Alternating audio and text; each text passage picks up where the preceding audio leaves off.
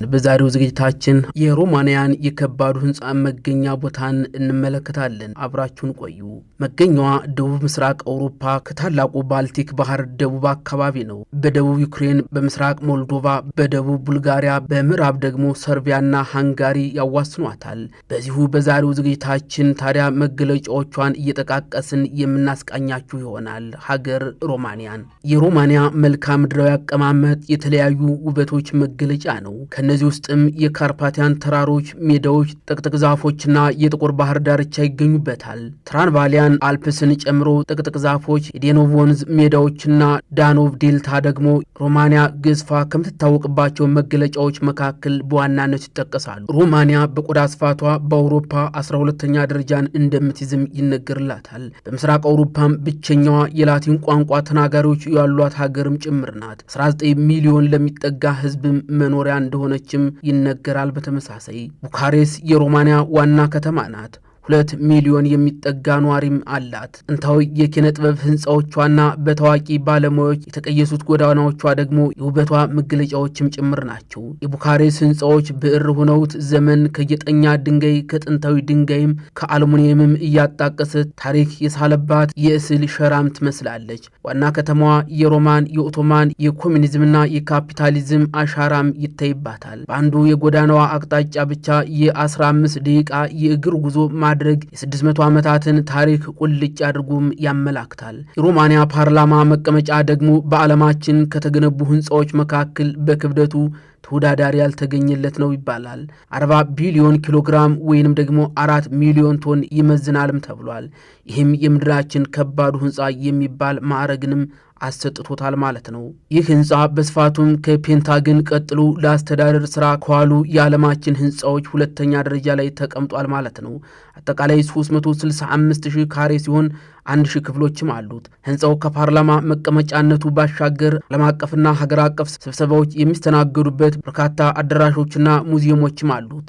ይህም ሆኖ 70 ከመቶ የህንፃው ክፍል ዛሬም ድረስ አገልግሎት ላይ አልዋለም ማለት ይቻላል። ኮሚኒዝም አሻራ ከሆኑት የከተማ ግንባታዎች መካከል ትልቁ ሲሆን በቡካሬስት ከሚገኙ ዋነኛ የቱሪስት መስህብ ስፍራዎችም አንዱ እንደሆነም ይነገራል።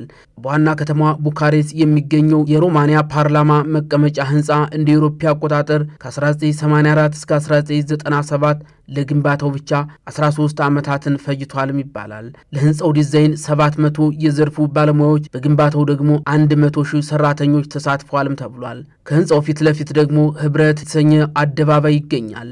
የቀድሞ ኮሚኒስት ሀገር እንደመሆኗ ህብረት፣ አንድነት፣ አብዮት የሚሉ ስያሜዎች በሮማንያን የተለመዱ ናቸው። በሮማንያ እንደ አውሮፓ አቆጣጠር በ1989 ተካሂዶ የኮሚኒዝም አገዛዝ እንዲያበቃ ላደረገው አብዮት መታሰቢያ እንዲሆን የተሰየመ አደባባይ በዚሁ በቡካሬዝም ይገኛል። ሮማንያና ቱርክ ያላቸውን ወዳጅነት ለመግለጽም ታስቦም የሙስጦፋ አታካ ወይም የዘመናዊ ቱርክ አባት ሐውልት በመሃል ቡካሬዝም ተገምቷል ማለት ነው።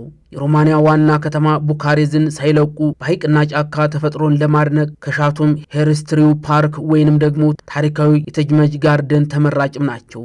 ሮማንስና ፕሪማቬሪ የቡካሬስት ዘመናዊና ቅንጡ ሰፈሮችም ናቸው። የኤምባሲዎች መገኛ፣ የዲፕሎማቶችና የአምባሳደሮች መኖሪያ፣ ጥንታዊ ቅንጡ ቪላዎችና ዘመናዊ ካፌዎችም መገኛ ሰፈሮችም ጭምር ናቸው። በተለይም ፕሪማቬሪ ድሮ የኮሚኒስት ልሂቃን መኖሪያ ነበረች። ዛሬ ደግሞ ተረኞቹ ካፒታሊስት ባለሀብቶችም ተረክበዋታል ማለት ነው።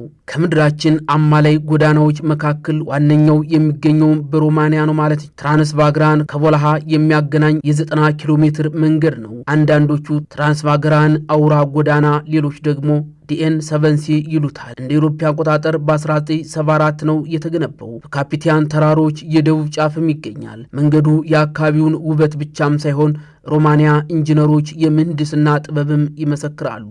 የ2400 ሜትር ከፍታ ባለው ፈታኝ መልክዓ ምድር ላይ ተራራና ሸለቆ ቋጥኝና ጫካዎችን የሚያቆራርጥ በቀዝቃዛው የዓለም ጦርነት ወቅትም ለወታደራዊ አገልግሎት ሲባል 6000 ወታደሮች ተሳትፈውበትም የተገነባ ነው ማለት ይቻላል። ኩርባዎችን እየታጠፉ ድልድዮችን እያቋረጡ ጫካዎች ውስጥ እየገቡ በትራስ ባግራን ጎዳና ላይ ማሽከርከር ከድካም ይልቅ የመንፈስ እርካታንም ያጎናጽፋል። ከሰኔ አጋማሽ እስከ ጥቅምት ወር ያለው ጊዜ ደግሞ የአካባቢው ውበት ጎልቶ የሚታይበትም ነው። በጎዳናው አጋማሽ ላይ የተገነባው የቢራሩ ግድብ ደግሞ የአካባቢውን ውበት ይበልጥ አስደሳች እንዲሆንም አስችሎታል። በሮማንያ ውብ ተፈጥሯዊ ገጽታና የሰው ልጅ ድንቅ የጥበብ መገለጫ ብቻም አይደለም የቱሪስት ቀልብ የሚስበው፣ የመቃብር ስፍራም ዋነኛ የቱሪስት መዳረሻ ሆኖ እናገኘዋለን። በሮማንያ የዓለም ቱሪስቶችን ቀልብ በመሳብ ዴሜትሬ ሴሜትሪ ይጠቀሳል። ይህን የቀብር ቦታ ከሌሎች ለየት አድርጎ የተመልካችን ቀልብ እንዲስብ ያደረገው እውነታን በመያዙ ነው። ሟች አይወቀስም የሚለው የኛው የሀገሬው አባባል እዚህ ቦታ ተሽሯል። ሟች በሕይወት እያለ የነበረው ባህሪ እንዳለ በጽሑፍም ይገለጻል።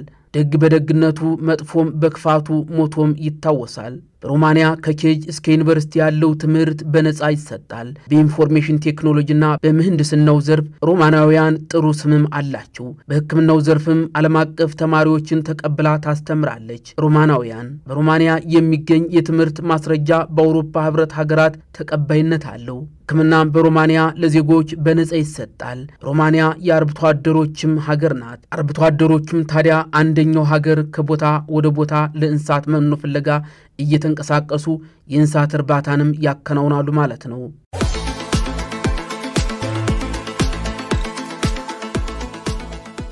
ሌሎች አጫጭር እውነታዎችን በዚህ ዝግጅት እናደርሳችሁ። ሮማንያ መገኛዋ ደቡብ ምስራቅ አውሮፓ ከታላቁ ባልቲክ ባህር ደቡብ አካባቢ ነው። ሮማንያ በቆዳ ስፋቷ በአውሮፓ 12ኛ ደረጃን ትይዛለች። በምስራቅ አውሮፓም ብቸኛዋ የላቲን ቋንቋ ተናጋሪ ያላት ሀገርም ናት። 19 ሚሊዮን የሚጠጋ ሕዝብም እንዳላት ይነገራል። ቡካሬስት የሮማንያ ዋና ከተማም ጭምር ናት። የሮማንያ ፓርላማ መቀመጫ ደግሞ በዓለማችን ከተገነቡ ሕንፃዎች መካከል በክብደቱ ተወዳዳሪ ያልተገኘለትም ነው ይባላል። 40 ቢሊዮን ኪሎግራም ወይንም ደግሞ 4 ሚሊዮን ቶንም ይመዝናል። ከምድራችን አማላይ ጎዳናዎች መካከል ዋነኛው የሚገኘውም በሮማንያ ነው። ድሮማንስና ፕሪማቬሬ የቡካሬስት ዘመናዊና ቅንጡ ሰፈሮችም ጭምር ናቸው። በሮማንያ የዓለም ቱሪስቶችን ቀልብ በመሳብም ዴሜትሬ ሴሜትሪም ይጠቀሳሉ ማለት ነው። የበኩር ጋዜጣ እትም ላይና ሌሎች መረጃዎችን እንደ ምንጭነት ተጠቅመናል። መልካም ሁኑ።